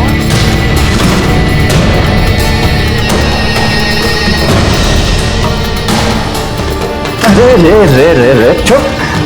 मुझे पता था कि तुम ऐसे ही छटपटाओगी, लेकिन अगर ऐसे छटपटाओगी ना तो कमर में मोच आ जाएगी, और अगर मोच आ गई तो बाम तो मुझे ही लगाना पड़ेगा। मत छुओ मुझे। अरे छूऊंगा नहीं तो तुम्हारे कपड़े कैसे उतारूंगा, और कपड़े नहीं उतारूंगा डार्लिंग अब तुम कहीं नहीं जा सकती, कहीं भी नहीं। और अब तो तुम बिल्कुल वैसे फंस गई हो जैसी कांटे में मछली।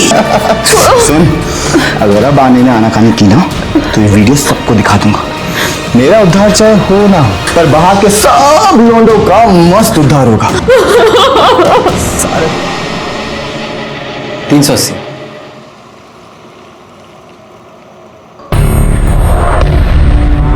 परी परी परी परी सोहेल, परी मैं कब से आवाज दे रहा हूं तुमको, और ये सब क्या है? श्याम ने मारा ना? नहीं बोलो, श्याम ने मारा ना तुमको फिर से? मेरे साले मेरी बहन है। परिधि की जिंदगी उलझ कर रह गई थी। एक तरफ उसका भाई उसके प्यार के खिलाफ था, और दूसरी तरफ वो प्रशांत के चंगुल में फंस गई थी। परिधि अपने दर्द को और बर्दाश्त नहीं कर पाई, और उस शाम को उसने सोहेल को सब बता दिया।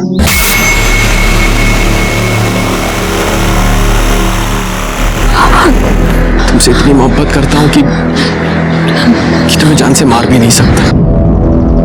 मेरी तरफ देखो परी, परी मेरी तरफ देखो। उस कमीने ने तुम्हारे साथ जो कुछ भी किया है उसकी सजा उसे जरूर मिलेगी। तुम मेरे साथ हो ना परी, तुम मेरे साथ हो ना?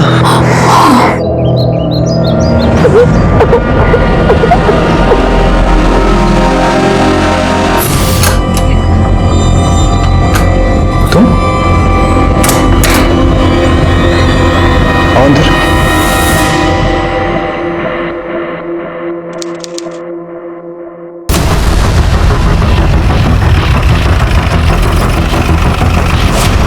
सर मैंने आपको फोन किया था, यहाँ ऊपर मेरा बड़ा भाई रहता है, कुछ दिनों से उससे बात नहीं हो पा रही थी। सडनली आज पड़ोसियों का फोन आया, बोले घर से बहुत स्मेल आ रही है। हाँ सर, मतलब मेरा फोन भी नहीं उठा रहे भैया, मैं तो बहुत घबरा गया, मैंने सीधा आपको फोन किया। नाम क्या है तुम्हारे भाई का? प्रशांत मलिक। शांत हो जाइए आप लोग, सब शांत हो जाइए।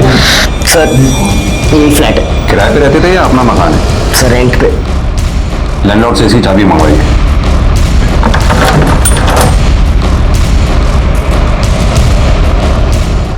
भैया भैया भैया उठो, हाथ मत लगाइए।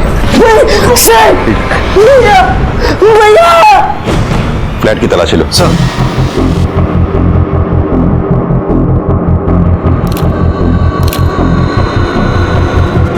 सक्सेना, खून के धब्बे सूख चुके हैं, और जिस तरह से लाश से बदबू आ रही है उससे तो लगता है इसकी मौत हुए 2-4 दिन हो गए। हाँ सर, 2 गोली मारी गई है, बाकी का तो पोस्टमार्टम रिपोर्ट से ही पता चलेगा। और सर देख कर कहीं लग नहीं रहा कि फोर्स एंट्री हुई है। आप लोगों में से किसी ने कुछ देखा है, सुना हो? नहीं सर। कमाल है, आपकी सोसाइटी में कोई बाहर से आके एक लड़के को 2 गोली मार गया, किसी ने कुछ देखा या सुना ही नहीं? सर उस दिन वो आगे वाली सोसाइटी में शादी थी, डीजे बज रहा था, बहुत शोर हो रहा था, शायद इसीलिए कुछ सुनाई नहीं दिया। सगा भाई था? जी सर। आखिरी बार कब मुलाकात हुई थी आपकी इनसे, या मेरा मतलब कब बात हुई थी आखिरी बार इनसे? 5 दिन पहले। उसके बाद? उसके बाद मैंने फोन ही नहीं किया, मुझे लगा बिजी होंगे। सर अंदर बेडरूम में लैपटॉप मिला है, जमा करो उसे। सर। सक्सेना, बॉडी को पोस्टमार्टम के लिए भेजो। बिल्डिंग में जहां जहां भी सीसीटीवी है सबकी फुटेज निकलवाओ, पता करो इसे आखिरी बार कब देखा गया था, या इसे आखिरी बार कौन कौन मिलने आया। ठीक है सर, चलिए आप लोग पीछे हटिए। सर प्रशांत की पोस्टमार्टम रिपोर्ट आ गई है। सर रिपोर्ट के हिसाब से उसे 2 गोलियां मारी गई थी, बॉडी पे कहीं भी कोई स्ट्रगल का निशान नहीं है, और सर मौत 5 अगस्त की रात 10 बजे से 1 बजे के बीच हुई है। प्रशांत के लैपटॉप का पासवर्ड क्रैक हुआ? सर कोशिश कर रहे हैं, आइए।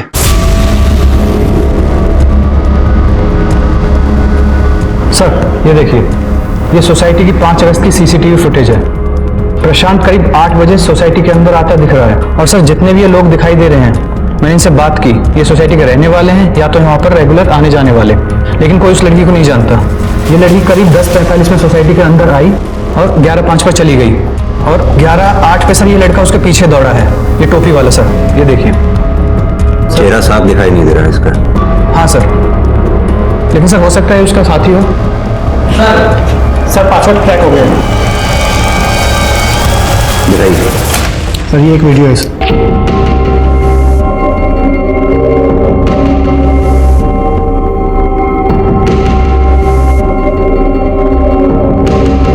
सक्सेना, ये लड़की के साथ जो कुछ भी हो रहा है उसकी मर्जी के खिलाफ हो रहा है। हो सकता है ये प्रशांत इसे ब्लैकमेल कर रहा हो। लेकिन सर ये लड़की मना भी तो नहीं कर रही है।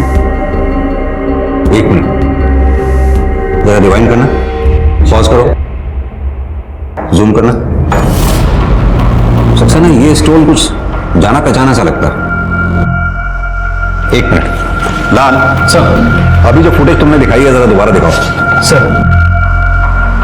हाँ, पॉज करो, जूम करो जरा इधर। सक्सेना, ये वही स्टोल है जो उस फुटेज में उस लड़की ने पहना हुआ है, यानी कि ये लड़की वही है जो उस रात प्रशांत से उसके घर पर मिलने आई थी। सुशांत को थाने बुलाओ, शायद वो इस लड़की को पहचानता हो। ये जो लड़की तुम्हारे भाई की सोसाइटी में दिख रही है, तुम जानते हो इसे? नहीं सर, मैंने तो कभी नहीं देखा इसे। कौन है सर ये वही है जिसने तुम्हारे भाई को मारा है। क्या? पर इसको मेरे भाई से क्या दुश्मनी हो सकती है? सर मेरे भाई के तो कोई भी दुश्मन नहीं थे सर, बहुत अच्छे इंसान थे मेरे भाई। एक अच्छे बेटे, एक अच्छे भाई। सर नेशनल लेवल के बॉक्सर थे वो। सर इनफैक्ट घर की सारी जिम्मेदारी उठाई हुई थी उन्होंने। बॉक्सिंग और जिम से भी जो पैसे मिलते थे वो भी घर खर्च पे लगा देते थे वो। किस जिम में काम करता था तुम्हारा भाई? Sir Noida fitness gym. Sir Prashant यहाँ का बेस्ट जिम इंस्ट्रक्टर था। मुझे तो यकीन ही नहीं हो रहा कि उसका मर्डर हो गया। उसकी किसी से दुश्मनी है, लड़ाई?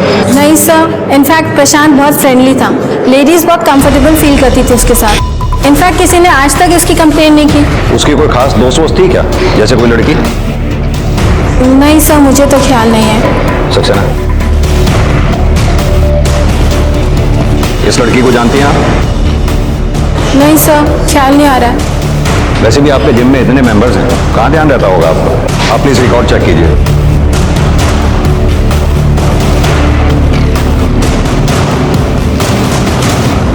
हाँ सर, ये यहाँ की मेंबर थी, फरीदी शर्मा। 1-2 दिन आई, फिर अचानक से गायब हो गई। गाजियाबाद से है। सर परिधि को जिम जाते हुए 2 से 3 दिन हुआ था और उसके बाद ये प्रशांत के साथ थी। परिधि हाथ में आ जाए सब पता चल जाएगा। ये भी हो सकता है कि प्रशांत उसे पहले से जानता हो। एक मिनट सर, आ दुबे। अच्छा ठीक है सर, प्रशांत का बैलिस्टिक रिपोर्ट आ गया है। सर उसे देसी पिस्टल से 2 गोली मारी गई थी। सक्सेना, एक काम करो, दिल्ली और एनसीआर में जितने भी पिस्तौल बेचने वाले हैं सबसे बात करो। ठीक है सर।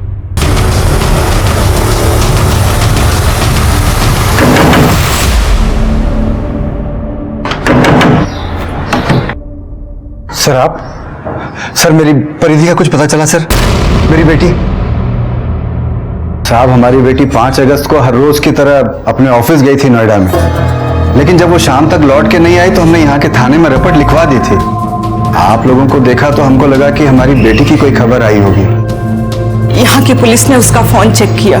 उन्होंने बताया 5 तारीख को करीब रात के 9 बजे उसका फोन बंद हो गया था।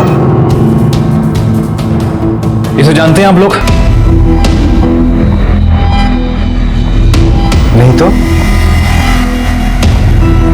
कौन है ये? आपकी बेटी ने नोएडा में जो जिम ज्वाइन कर रखा था, ये वहां का ट्रेनर है। शायद आपकी बेटी का अफेयर चल रहा था इसके साथ। क्या बकवास है ये? हमारी बेटी को जिम भी नहीं जाती थी साहब। आप तो मां हैं, आपको पता होगा आपकी बेटी जिम जाती थी या नहीं? हाँ साहब, उसके पापा ने मना किया था, लेकिन फिर भी मेरे कहने पर उसने जिम ज्वाइन किया था। साले, इस घर में हमारी कोई इज्जत है कि नहीं? मना क्या था तुमको? अब भुगतो। शांत हो जाइए, अपनी बेटी के बारे में सोचिए आप लोग। अरे साहब, वही तो सोच रहे हैं। इधर महीना पूरा होने को आया, वही नहीं होगी तो तनख्वाह भी नहीं होगी। कमाल की बात है, यहाँ आपकी बेटी गायब है और आप लोगों को उसकी तनख्वाह की पड़ी है। नहीं साहब, मैं तो बोल रहा था कि दरअसल। सर आप लोग यहाँ पे क्या कर रहे हैं? आपको अगर पूछना ही हो तो उसका साई से जाके पूछिए, उसी ने अगवा किया मेरी बहन को। कौन कसाई? एक ही तो है सर, सोहेल। सर मेरी बहन बहुत भोली है, बस उसकी बातों में आ गई है। तो तुम्हारा कहने का मतलब है कि तुम्हारी बहन परिधि का सोहेल के साथ भी अफेयर चल रहा था? सोहेल भी का क्या मतलब है सर? उसी ने दिमाग खराब करके रखा है मेरी बहन का, पता नहीं क्या उलट सुलट पढ़ा दिया है। दीवानी होगी उसके नाम की। सर आप मेरी बात मानिए, उसी ने छुपा के रखा अपने घर पे मेरी बहन को।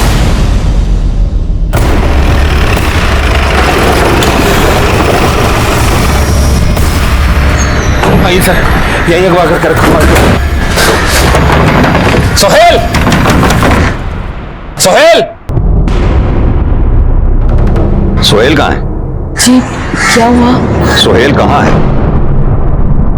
सर मैंने उसको कोई अगवा उगवा नहीं किया है। सर झूठ बोल रहा है, इसी ने अगवा किया है। एक मिनट शाम, एक मिनट, हमें पूछने दो। परिधि कहाँ है? सर मुझे नहीं पता परिधि कहाँ है। सर प्यार करते हैं हम एक दूसरे से, 1 साल से जानते हैं एक दूसरे को। आखिरी बार कब मिले थे परिधि से? सर 4 अगस्त को। सर उसके बाद मैंने उसे ढूंढने की बहुत कोशिश की, पर उसका कुछ पता नहीं चला। सर मुझे पक्का यकीन है इसने ही कुछ किया है। रोज मारता था सर परिधि को ये। झूठ बोल परिधि को। अगर मुझे पता चला कि तुम लोगों ने चुपके से शादी की है तो काट कर रखूंगा, याद रखना। अरे चल, देखिए देखिए आपके सामने। शांत हो जाइए। सोहेल, तुम्हें परिधि के बारे में जैसे ही पता चले सबसे पहले तुम हमें बताओगे। जी सर। चलो।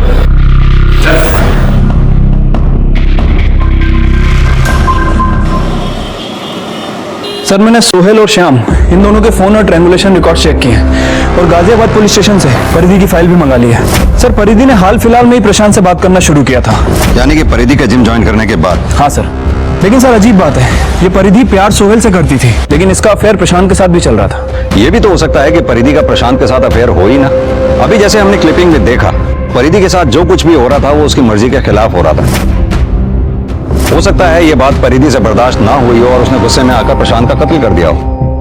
ये बताओ, जब ये कांड हुआ उस वक्त श्याम और सोहेल ये दोनों कहाँ थे? सर फोन और ट्रायंगुलेशन रिकॉर्ड के हिसाब से ये दोनों उस दिन गाजियाबाद में ही थे, लेकिन सर अगर ये दोनों परिधि के साथ नहीं थे तो जो आदमी सीसीटीवी फुटेज में दिखा था वो कौन हो सकता है? सक्सेना, ये भी तो हो सकता है कि ये दोनों क्राइम सीन पे अपने मोबाइल फोन लेकर ही ना गए हों। श्याम अपनी बहन परिधि से बहुत प्यार करता है, बहुत पॉजिटिव है उसके लिए। हो सकता है जब शाम को ये पता लगा हो कि प्रशांत उसकी बहन परिधि को ब्लैकमेल कर रहा है तो शाम ने परिधि के साथ मिलकर प्रशांत का कत्ल कर दिया हो। सर 4 अगस्त को गाजियाबाद में जिसने गन बेची थी उस गन सप्लायर को हमने पकड़ लिया है। उसे काफी पूछताछ की, लेकिन सर वो कुछ बोल नहीं रहा है। जब डंडा बात करेगा तो सब कुछ बोलेगा। बताता हूँ साहब, सब बताता हूँ। हाँ, पिस्तौल मैंने ही बेची थी साहब, मैंने ही बेची थी साहब। फोटो देखा साहब? इसको बेची थी? नहीं साहब, कोई आदमी था साहब। मुझे मत मारो साहब। इनमें से कौन था? हाँ साहब, यही तो था, इसी को तो मैंने पिस्तौल बेची थी साहब। यही था ये साहब, इसको पकड़ो, मुझे मत मारो साहब, मैंने कुछ नहीं किया साहब। सर पिस्तौल क्यों खरीदी थी? बताता हूँ सर। वो पिस्तौल परिधि को देने के लिए खरीदी थी सर। प्रशांत परिधि को ब्लैकमेल कर रहा था। क्या करेंगे इसके साथ? बस उसे डराना है और उसे वो कैमरा वापस लेना है, उसके बाद वो तुम्हें कभी भी ब्लैकमेल नहीं कर पाएगा। लेकिन उसने कैमरा वापस नहीं किया तो? गोली मार देना, खत्म कर देना उस कमीने को। परी नहीं तो वो तुम्हें जीने नहीं देगा। लेकिन सोहेल ऐसे, मैं जो कह रहा हूँ वो करो, और वहां से सीधा नोएडा आतिफ के घर आ जाना, मैं तुम्हें वहीं मिलूंगा। वहां से कहीं दूर जाके निकाह कर लेंगे, ठीक है? लेकिन मुझे चलाना नहीं आता, मुझे नहीं पता कि मैं हूं ना, मैं सब समझा दूंगा, ठीक है? उस पर भरोसा है ना? उस दिन परिधि प्रशांत के घर से सीधा आतिफ के घर जाने वाली थी, पर वो वहां पहुंची ही नहीं।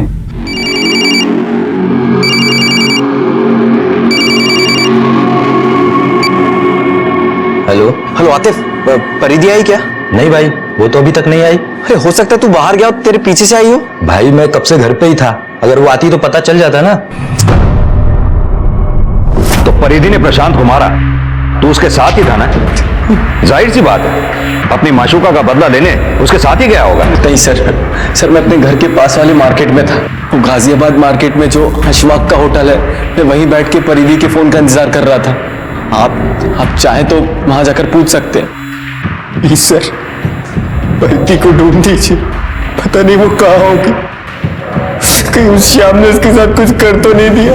सर वो सोहेल सच कह रहा था। रेस्टोरेंट की सीसीटीवी फुटेज चेक की, वो उस दिन वहीं पे था। और सर श्याम के दोस्तों का भी कहना है कि उस दिन श्याम उन्हीं के साथ था। तो फिर आखिर ये परिधि छुप कर कहां बैठी है? हेलो हेलो सर, मैं बंसीलाल शर्मा बोल रहा हूँ। हाँ बंसीलाल जी बोलिए। सर वो नोएडा सेक्टर 63 से फोन आया था थाने से। हाँ सर, उनको एक लाश मिली है सर, उसकी शिनाख्त के लिए बुलाया है। ठीक है, हम वहां पहुंचते हैं। सक्सेना गाड़ी में बैठो।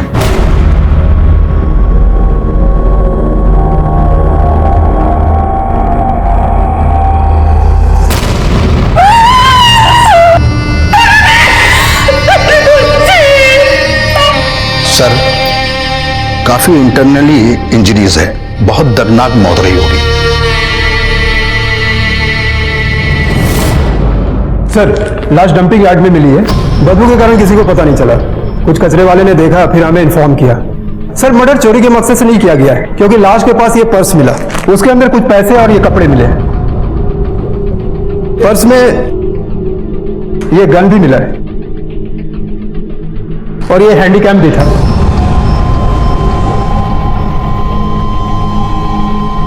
इंस्पेक्टर सिंह, आपसे एक रिक्वेस्ट है।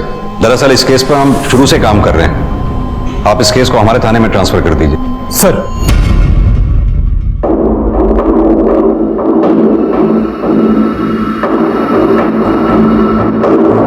सक्सेना, इस कैमकॉर्डर में वही फाइल है जो प्रशांत के लैपटॉप में थी। मतलब साफ है कि प्रशांत ने यह फाइल अपने लैपटॉप में सेव करके रखी हुई थी। हाँ सर, और सर यही बात शायद पर्दी को पता ना हो, इसलिए जब वो प्रशांत के घर गई तो कुछ ऐसा हुआ होगा कि तुम आओ अंदर।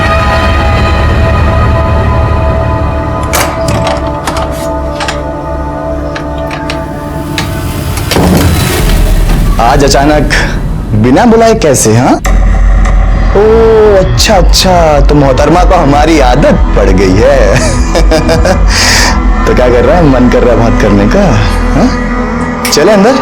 हाँ? बोल क्या मन कर रहा है? मुझे वो हैंडीकैम चाहिए, वरना गोली मार दूंगी। तेरा दिमाग खराब हो गया? जल्दी कर, निकाल हैंडीकैम। चल जाएगी असली बंदूक है। निकाल वरना चला दूंगी गोली। पीछे हो पहले हैंडीकैम निकाल। दे रहा हूं यार। ये ले, जल्दी कर। ये ले। शायद परिधि को यह लगा हो कैमकॉर्डर में जो फाइल है उसके अलावा उसकी कोई दूसरी कॉपी हो ही ना, इसलिए परिधि उस कैमकॉर्डर को लेकर जैसे ही भागी किसी ने उसका पीछा किया। हो सकता है परिधि को इस बात का आभास हो गया हो कि कोई उसका पीछा कर रहा है, इसलिए वो उस तयशुदा जगह पर ना जाकर के जो जगह सोहेल ने और उसने डिसाइड की थी कहीं और चली गई है। हाँ सर, एक पॉसिबिलिटी और हो सकती है। हो सकता है श्याम को प्रशांत के बारे में पता चल गया हो और गुस्से में आकर उसी ने परिधि को मारा हो, क्योंकि सर वैसे भी वो परिधि के साथ मारपीट करता था और जब हमें परिधि की बॉडी मिली उसके साथ पहले काफी मारपीट हो चुकी थी। सर परिधि का बाप ये काम नहीं कर सकता, क्योंकि बाप के लिए बेटी सोने के अंडे देने वाली मुर्गी है। सर आई एम श्योर ये काम श्याम ने ही किया है। क्यों? सक्सेना, सोहेल भी तो हो सकता है। सोहेल की गर्लफ्रेंड किसी दूसरे के साथ बिस्तर पर सो रही थी, जाहिर सी बात है कि सोहेल को गुस्सा आया होगा, इसलिए सोहेल ने पहले परिधि के हाथों प्रशांत को मरवाया हो और फिर बाद में उसने परिधि को मार डाला। यानी कि एक तीर से दो निशाने। सोहेल पेशे से कसाई है, खून बहाना उसके लिए कोई बहुत बड़ी बात नहीं है। और वैसे भी सोहेल के माँ बाप भी तो परिधि को पसंद नहीं करते थे। अब सक्सेना, सवाल यह उठता है कि सीसीटीवी फुटेज में परिधि के साथ जो तीसरा आदमी दिख रहा है वो तीसरा आदमी कौन है?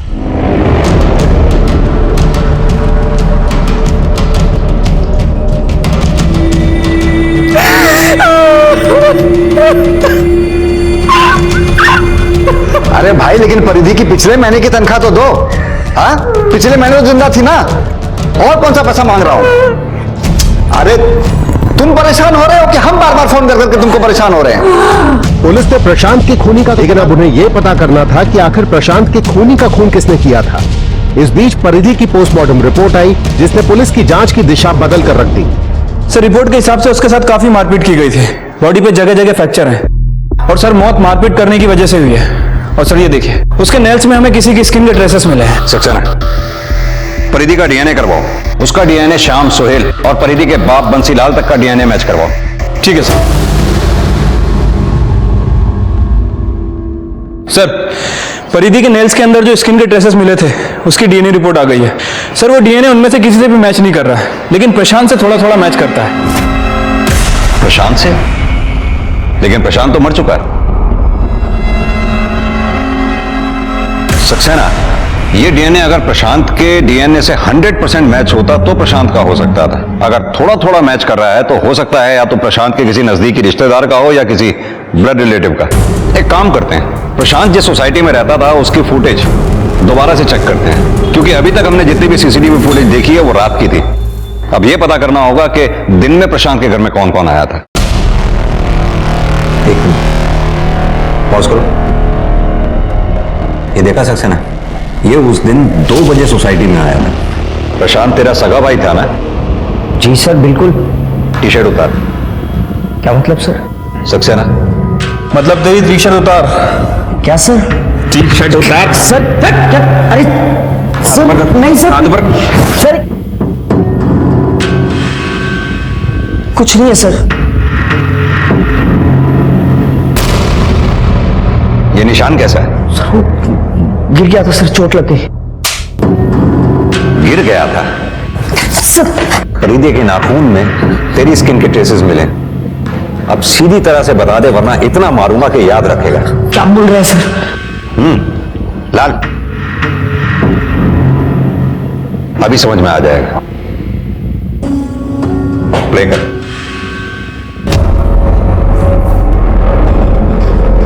गौर से देख, दोपहर को तू प्रशांत के घर पे ही था उस दिन। आगे दिखाओ। ये प्रशांत की सोसाइटी से बाहर निकलते हुए जिस लड़के ने टोपी पहनी हुई है तू ही था ना? बोल। जी सर, उस दिन मैं दोपहर से ही भैया के घर पे था। कौन है?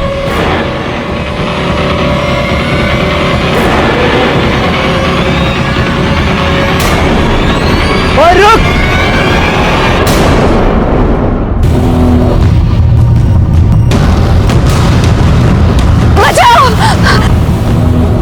रुक!